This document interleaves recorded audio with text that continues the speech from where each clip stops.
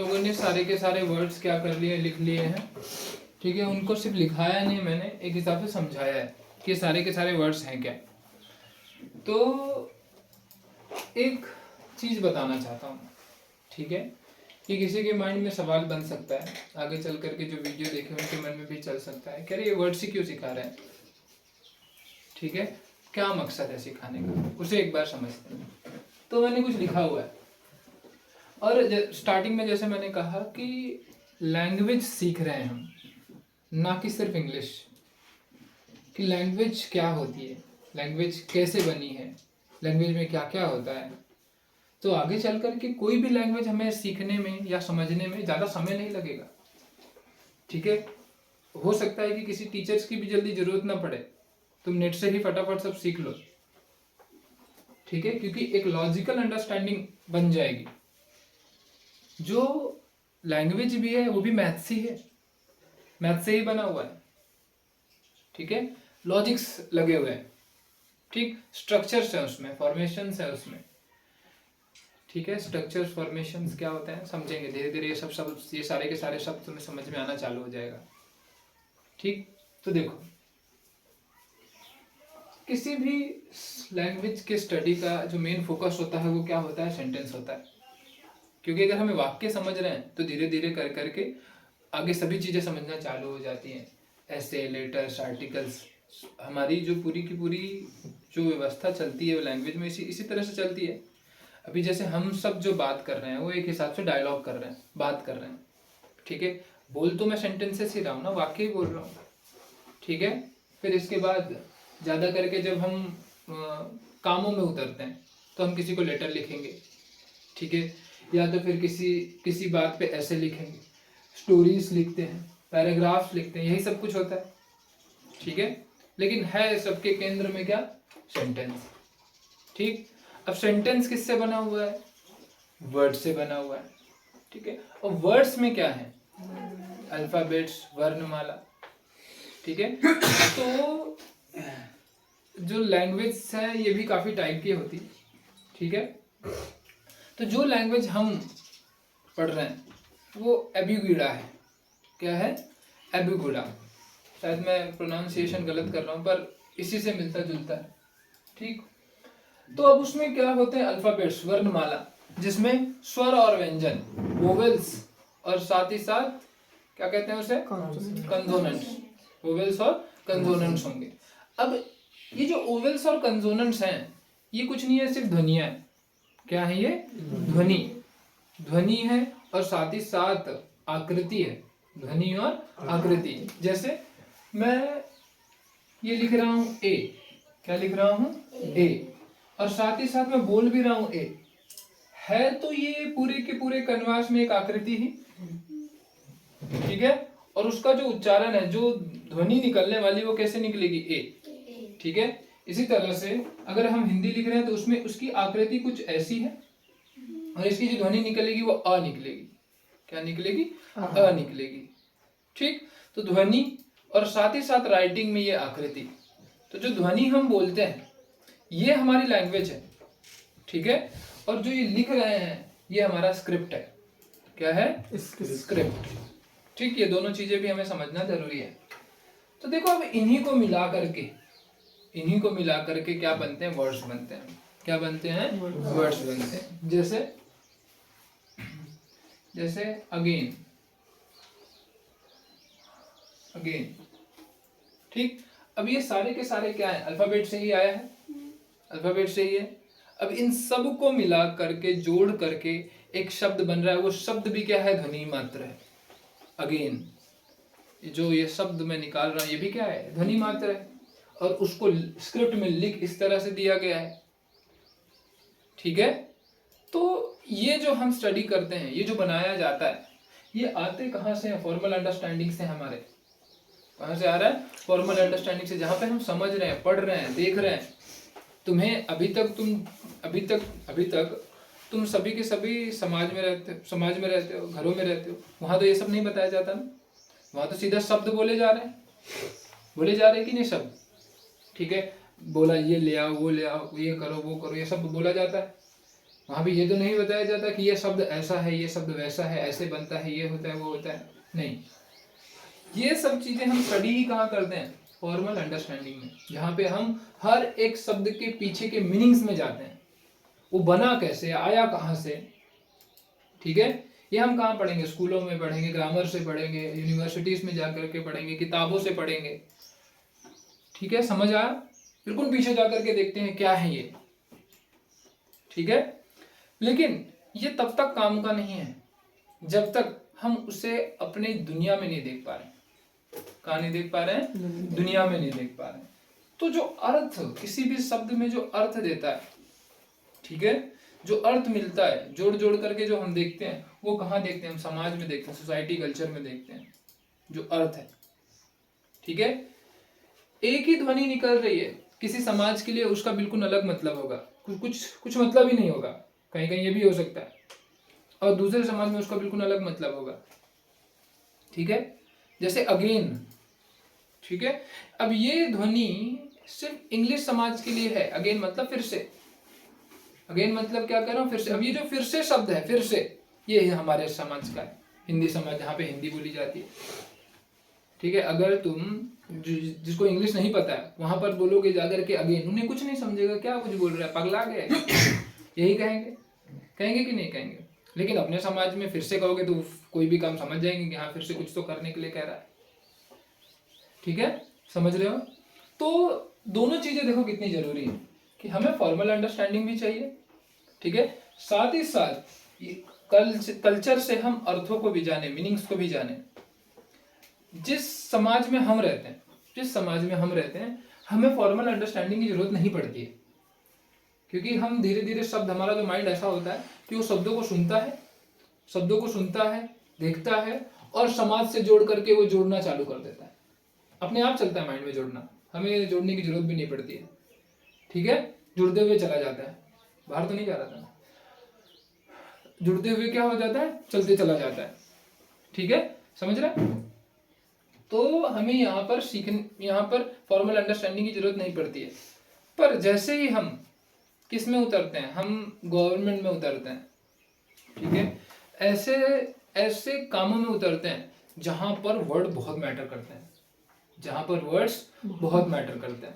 जैसे लॉ है, लॉ में अगर एक शब्द अगर डिफाइन नहीं है तो बड़ी परेशानी खड़ी हो जाती है, किसको डिफाइन कैसे करें, बताएं क्या, ठीक है। इसी तरह से टेक्नोलॉजीज में शब्दों का बहुत बड़ा महत्व रहता है, ठीक है।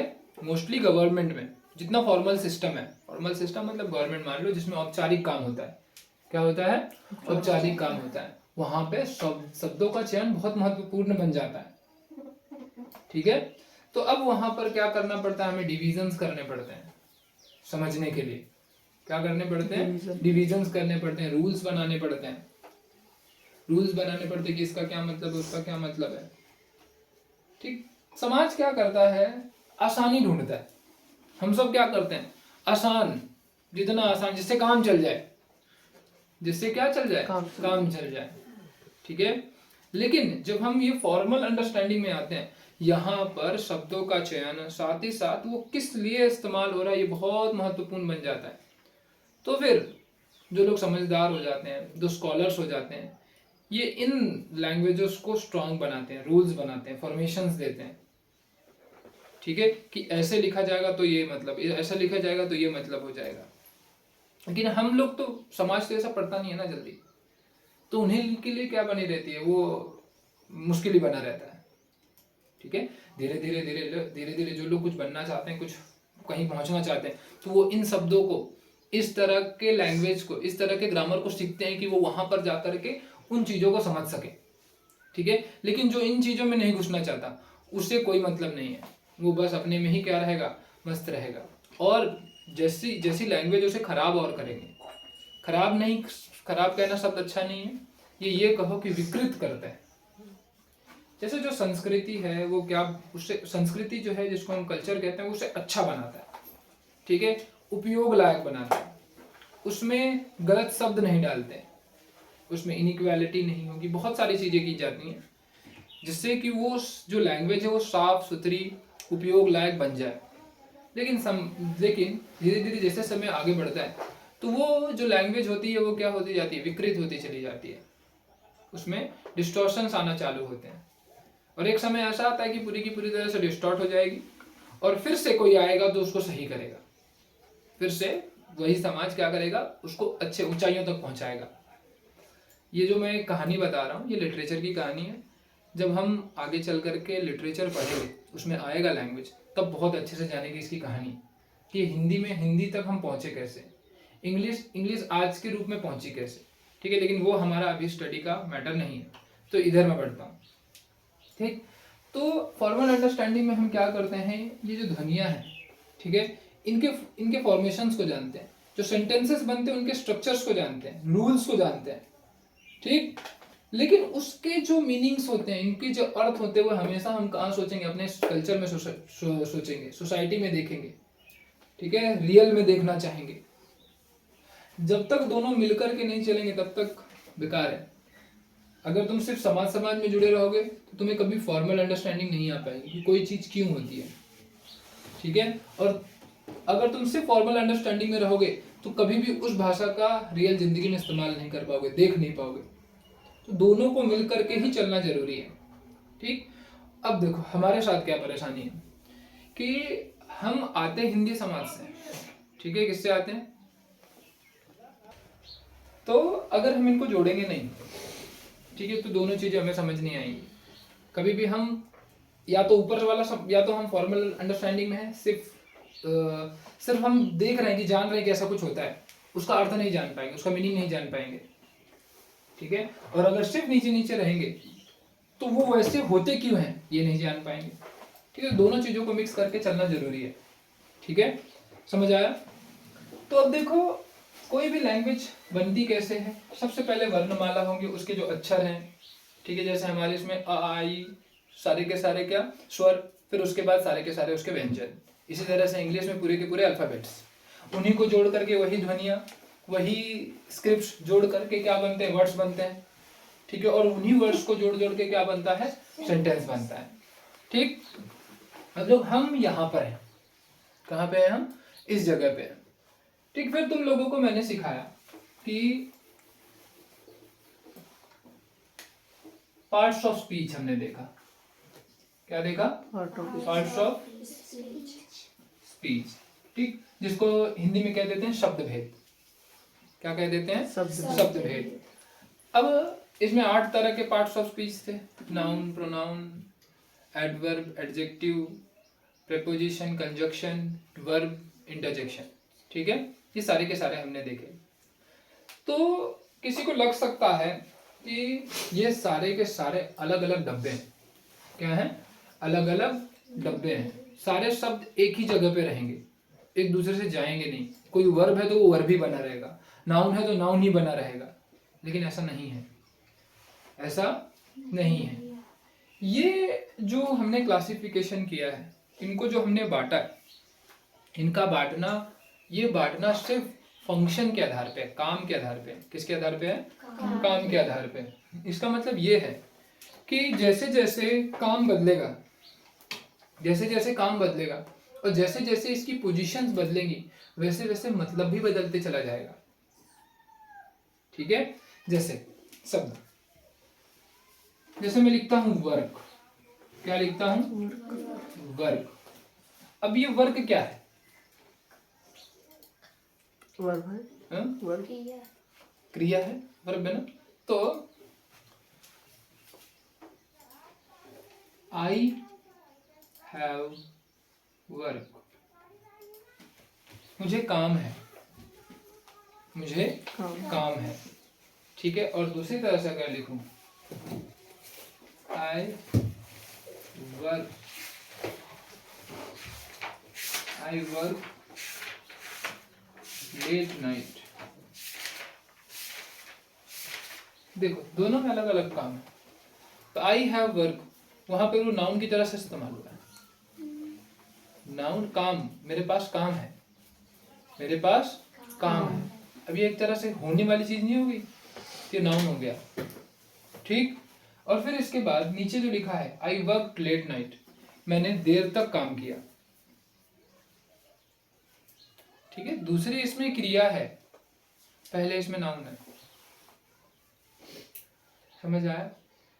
तो इसी तरह से जितने भी हम वर्ड्स देखेंगे, जितने भी हम लोगों ने वर्ड्स लिखे हैं, सिर्फ और सिर्फ एक कि हमें जितने भी शब्द हैं उनको याद करने में आसानी हो, इस वजह से मैंने लिखा है उस तरह से। ठीक है कि इसमें एडजेक्टिव में इतने सारे नाम हैं, ठीक है, प्रोनाउन में इतने सारे, इंटरजेक्शन में इतने सारे, ठीक। लेकिन जब उनका इस्तेमाल होगा तो ऐसा लगेगा कि सब कुछ सब में इस्तेमाल हो रहा है, या एक शब्द 4 जगह पे इस्तेमाल हो रहा है। और हमने देखा भी कि कितने सारे शब्द रिपीट हो रहे थे बार बार।